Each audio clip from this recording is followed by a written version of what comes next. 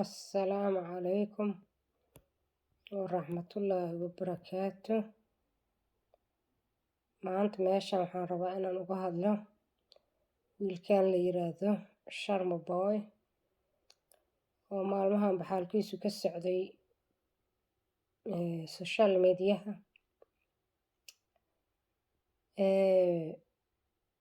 waxa weeye Sharma Boy wuxuu ku dhacay shabaqa caannimada. qofku markuu caan noqdo wuxuu yeelanayaa dad badan oo waxaa la yiraahdaa fans u ah iyo wuxuu ama la jira isaga iyo wuxuu yeelanayaa dad badan oo kasoo horjeeda. kuwan kasoo horjeeda Sharma Boy keligiis maahane waxay wax ka qorayaan qofka caanka ah, wax ka qorayaan been baa laga sheegayaa, been abuur baa laga sameynayaa, waxyaabaha laga qorayaa aan jirin. macnaha waxa weeyaan waa hab maaragtay waa qayb shaqada ka mid ah weeyaan. journalistayaasha adduunka qaar baa ku takhasusa arrimaha ku takhasusa oo arrimahaas ku takhasusa oo un dabagala maaragtay qofkan maaragtay caanka ah oo wax ka sheega. marka seebay dadkaas uga dunidan matalan westernka ah see looga dabaasha arrimahaas oo kale. waxa weeye waxaa looga dabaashaa in qofkan caanka ahi uusan dadkaa war u furin, war inuusan u furin. qofku markuu caan noqdo wuxuu noqonayaa qof la raadinayo oo fariya suul lagu raadinayo oo habeen iyo maalin la raadinayo buu noqonayaa.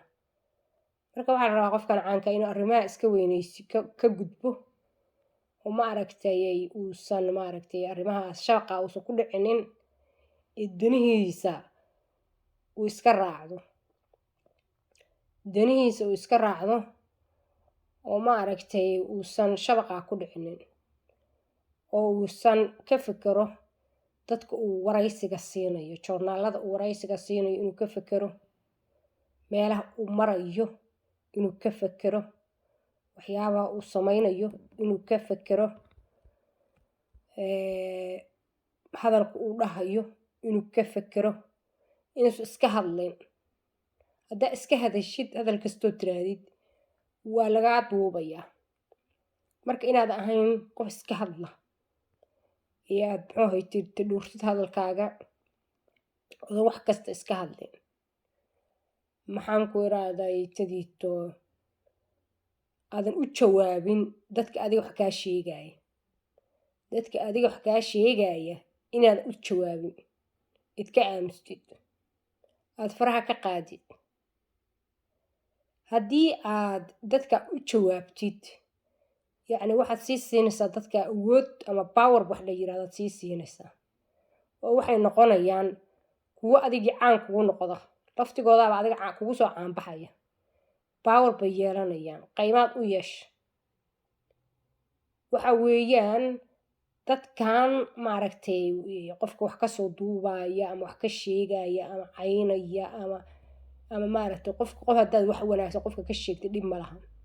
laakiin dadkan kaleeto oo kaa sheegaya ku caynaya isku dayaya inay maaragtay qof xun kaa dhigaan, qof liita kaa dhigaan, qof quruna kaa dhigaan, qof dabaala kaa dhigaan, waxaasoo dhan waa lagu soo weerarayaa. waa qayb caannimada ka mid a. marka adiga Sharma Boy waxa adiga lagaa rabaa sida dunida kaleeto ay u dhaqanto oo wadamada westernka looga dhaqmo inaad u dhaqantay adigana. taa inay ku dhaafto maaha. haddaa warkaan dhageysatid inaad dhegeysanaysa u malayn maayo, janaalkayga hadda wuu cusub yahay. laakiin haddaad dhageysatid oo ciddii dhageysatow u gudbiya Sharma Boy war waxaan adiga ka dhex bax, adiga war ha furin, ha ka soo hadlin. dabka waxa weeye waxa baasiinka kusii shubaya adiga waxa dabkan baasiin ha ugu shubin cidna. waa fahmaya inaad ka xanuunsan tahay saaxiibada iyo dadka ku caawinaya adiga, laakiin adigaba hadda kabacdi badahaas baa dhex gelin. meesha annaga marna dhib qabiil iyo maaragtay wax iska heesti iyo arrinkaa ku saabsan inay qabiile iyo waxa gaaraan wax fiican maaha, wax laga fiican yahay wey.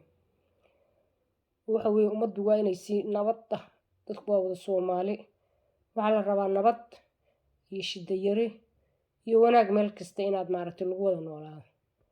waxaa la rabaa meel kasta walaalle inaad mari kartid, ama Soomaaliya ha ahaato, ama Jabuuti ha ahaato, ama Itoobiya ha ahaato, ama Kenya ha ahaato.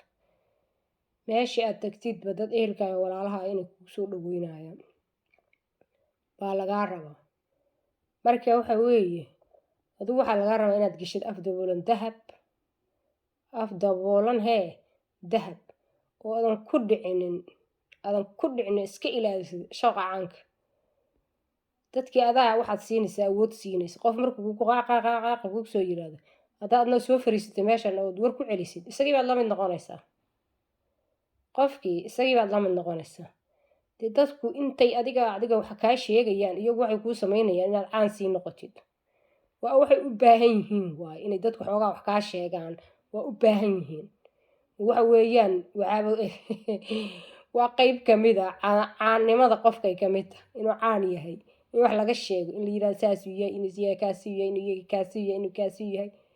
yaa laakiin muhiimadda ugu dambaysa waxay tahay inaad adigu aadan maaragtay dadkaasi aysan ku arki karin, warkaa heli karin, aad danahaaga wadatid, danaha adiga aad ku jirtid inaad wadatidaa la rabaa, oo hawshaada kuu socoto, hawshaada aad wadatid, dantaada aad wadatid, heesaaga aad wadatid, arrimahaaga aad ku jirdid baa la rabaa.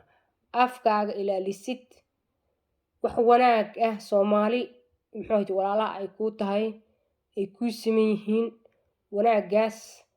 qofkii adiga hadda qabiil xataa maaragtay qofka waxa weeyaan qabiil kugu waxeeya, adiga qabiil kugu dhib wax kaaga sheega, qabiilkiisa wax ka sheegi. sababtay ku tahay qof qabiil Soomaali wax kuuma dhimin, qof baa wax kuu dhimay. adiga wax ka sheegaya qabiil Soomaali ma arag. marka tan rabo waxa weeye qofka markaad hees usoo qaadid, qof baad isqabateen, heese markaa usoo qaadid, maasha allah qofkii adaa caan ka dhigay, qofkii adigaaba caan ka dhigay.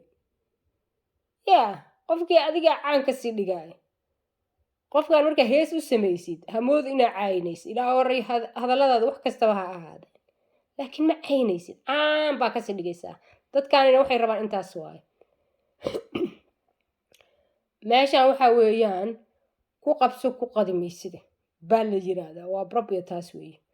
waxaa lagu qabsanayaa shaqsiga aad tahay iyo qofka aad tahay iyo waxaa samaynaysid iyo wax kasta baa lagu qabsanayaa. hadal haddaa siisid, hadalkaasaa la rabaa qofka u tuudhay. hadalkaas ma ujeedaa war dadka caanka ah mise heesayaasha soo ma arag in lagu soo boodo. qaar baa kusoo boodaya meesha ay masraxa ay joogaan, qaar baa taabanaya. waxaa loo tuurayaa dad intaas oo dad oo kumaankuna oo meel fadhiya oo calal yar u tuuraya qofkaas. markaasaa lagu dagaalamaya, calalkaa u tuuray ama taabasho la taabanayo ama shay uu leeyahay. qof caana hadda shay uu leeyahay, shay hadda suuqa laga soo gadan karo oo qiimo jooga baa qof caanay shay uu leeyahay wuxuu joogaa intaasoo maaragtay $10,000 uu gaaraya. maxaa keenaya? qof walba wuxuu rabaa inuu qayb ka helo, xoogaa ka helo qofkaan caanka. marka adiga cidna heesa ha u samaynin, cidna heesahaagii waxa aad samaynaysid ha ku wajihin qof maaragtay adiga wax kaa sheegaya.